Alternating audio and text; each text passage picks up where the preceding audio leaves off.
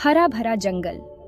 नमस्ते दोस्तों, आज हम एक अद्भुत यात्रा पर निकलने वाले हैं जहां हम एक हरे भरे जंगल की कहानी सुनेंगे। यह जंगल इतना सुंदर और जीवंत है कि इसे देखकर हर कोई मंत्रमुग्ध हो जाता है।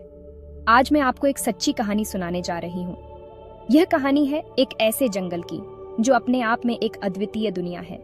इस जंगल में हर कोने में कुछ न कुछ नया और रोमांचक देखने को मिलता है। यह कहानी है एक जंगल की। इस जंगल में हरियाली की कोई कमी नहीं थी। चारों ओर ऊंचे ऊंचे पेड़, घनी झाड़ियां और रंग बिरंगे फूल थे। यह जंगल एक जीवंत चित्र की तरह था जिसमें हर रंग और हर रूप की सुंदरता थी। उस जंगल में बहुत ऊंचे ऊंचे पेड़ थे। ये पेड़ इतने ऊंचे थे कि उनकी छोटी आसमान को छूती हुई प्रतीत होती थी। इन पेड़ों की शाखाओं पर तरह तरह के पक्षी अपने घोंसले बनाते थे और उनकी चहचहाहट से पूरा जंगल गूंजता रहता था। पेड़ों पर तरह तरह के बर्ड्स चहचहाते रहते थे। इन पक्षियों की आवाजें इतनी मधुर थीं कि सुनने वाला हर कोई मंत्रमुग्ध हो जाता था। कुछ पक्षी अपने रंग बिरंगे पंखों से जंगल को और भी सुंदर बना देते थे। जंगल में एक छोटी सी नदी भी बहती थी। ये नदी जंगल की जीवन रेखा थी जो हर जीव को पानी और ताजगी प्रदान करती थी। नदी का पानी इतना साफ और शीतल था कि उसमें तैरने का मन करता था। नदी में रंग बिरंगी मछलियां तैरती रहती थीं। ये मछलियां इतनी सुंदर और आकर्षक थीं कि उन्हें देखकर हर कोई खुश हो जाता था। कुछ मछलियां इतनी चंचल थीं कि वे पानी में खेलती रहती थीं और अपने खेल से सबको आनंदित करती थीं। नदी के किनारे कई जानवर भी आते थे। हिरण, खरगोश और कई अन्य जानवर नदी के पानी से अपनी प्यास बुझाते थे। ये जानवर जंगल की शांति और सुंदरता को और भी बढ़ा देते थे।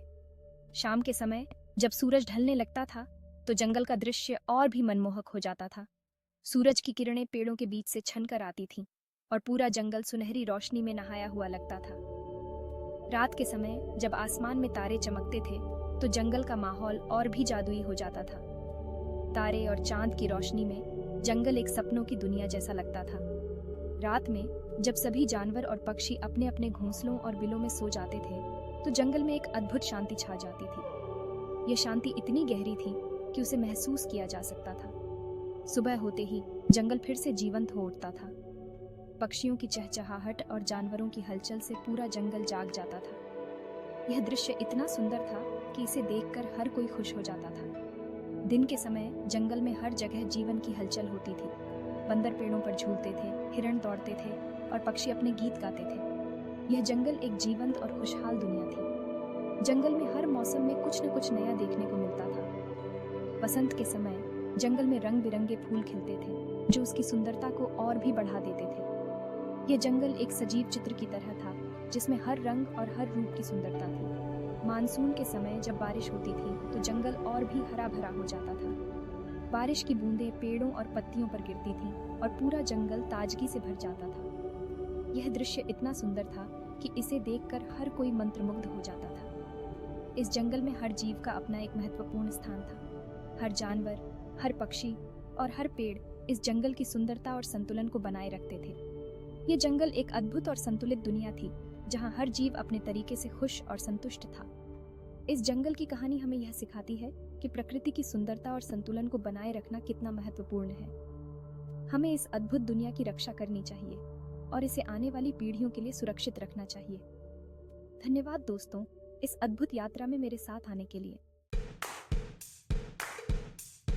चीकू का घर। इस हरे भरे जंगल में एक चालाक बंदर रहता था। उसका नाम था चीकू।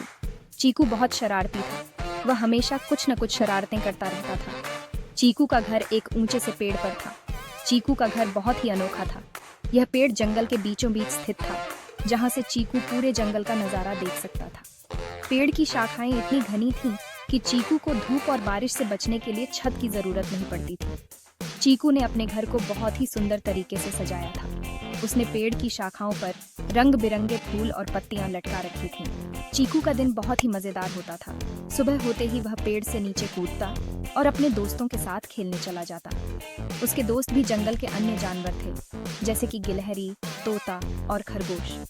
चीकू और उसके दोस्त मिलकर जंगल में खूब मस्ती करते थे। वे कभी कभी नदी के किनारे जाकर पानी में छलांग लगाते तो कभी पेड़ों पर चढ़कर फल तोड़ते। चीकू को शरारतें करना बहुत पसंद था। एक बार उसने अपने दोस्त गिलहरी के साथ मिलकर तोते के घोंसले से उसके अंडे चुरा लिए थे। तोता बहुत नाराज हुआ, लेकिन चीकू ने उसे मना लिया और फिर से दोस्ती कर ली। चीकू की शरारतें कभी कभी उसके दोस्तों को परेशान कर देती थीं, लेकिन वे जानते थे कि चीकू का दिल बहुत साफ है और वह किसी का बुरा नहीं चाहता।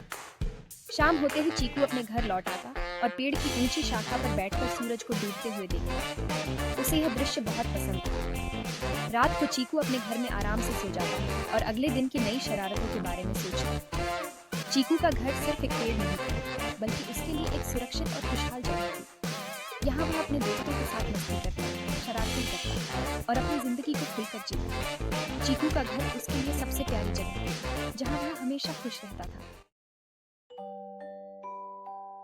नटखट चीकू। चीकू को बनानास बहुत पसंद थे। वह रोज सुबह उठकर केले खाने जाता था। उसके बाद वह अपने दोस्तों के साथ खेलने चला जाता था। चीकू के बहुत सारे दोस्त थे। चीकू की शरारतें। एक दिन चीकू ने अपने दोस्तों के साथ मिलकर एक शरारत की। उसने एक फार्मर के खेत से सारे केले चुरा लिए। किसान को बहुत गुस्सा आया। चालाक चीकू। चीकू बहुत चालाक था। वह हमेशा मुसीबत से बचने का रास्ता निकाल लेता था। इस बार भी उसने किसान से बचने के लिए एक तरकीब सोची। दोस्तों के साथ मस्ती। दोस्तों के साथ समय बिताना हमेशा मजेदार होता है, खासकर जब आपके दोस्त चीकू जैसे शरारती बंदर हों। चीकू और उसके दोस्तों की टोली हमेशा कुछ न कुछ नया और मजेदार करने की सोचती रहती है। एक दिन चीकू ने अपने दोस्तों के साथ मिलकर सारे केले जंगल में छुपा दिए। यह उनकी एक नई शरारत थी। केले छुपाने का विचार चीकू का था और उसके दोस्तों ने भी इस योजना में पूरा साथ दिया। वे सभी मिलकर केले इकट्ठा करते और जंगल के अलग अलग हिस्सों में छुपाते।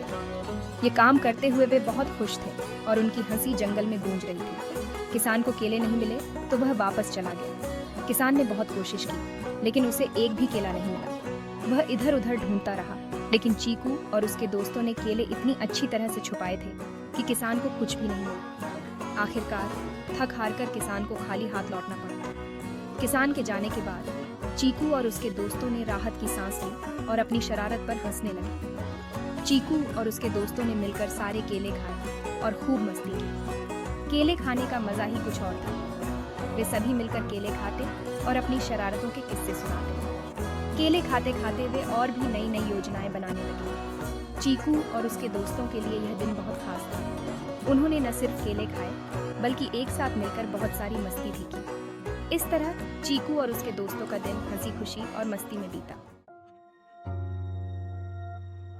जंगल का नियम। हालांकि चीकू को यह समझ में आ गया था कि दूसरों का सामान चुराना गलत है। जंगल का नियम था कि सबको अपनी चीजें बांटकर खानी चाहिए। बंदर बहुत ही समझदार जानवर होते हैं। वे पेड़ों पर चढ़ सकते हैं, उछल कूद कर सकते हैं और तरह तरह की आवाजें भी निकाल सकते हैं। सीखो और समझो। चीकू की कहानी से हमें यह सीख मिलती है कि हमें कभी भी चोरी नहीं करनी चाहिए। हमें हमेशा दूसरों के साथ प्यार और दया से पेश आना चाहिए। हमारी जिम्मेदारी। बंदर जंगल के लिए बहुत जरूरी होते हैं। वे पेड़ों को बीज फैलाने में मदद करते हैं। हमें बंदरों और उनके घर जंगल की रक्षा करनी चाहिए। जंगल का दोस्त। अगर आप भी जंगल के दोस्त बनना चाहते हैं तो पेड़ पौधों को पानी दें, जानवरों को खाना खिलाएं और जंगल को साफ रखें। लाइक और सब्सक्राइब करें। दोस्तों, आपको चीकू की कहानी कैसी लगी? अगर आपको यह कहानी पसंद आई हो तो हमारे चैनल को लाइक और सब्सक्राइब जरूर करें। नई और मजेदार कहानियों के लिए हमारे साथ बने रहें।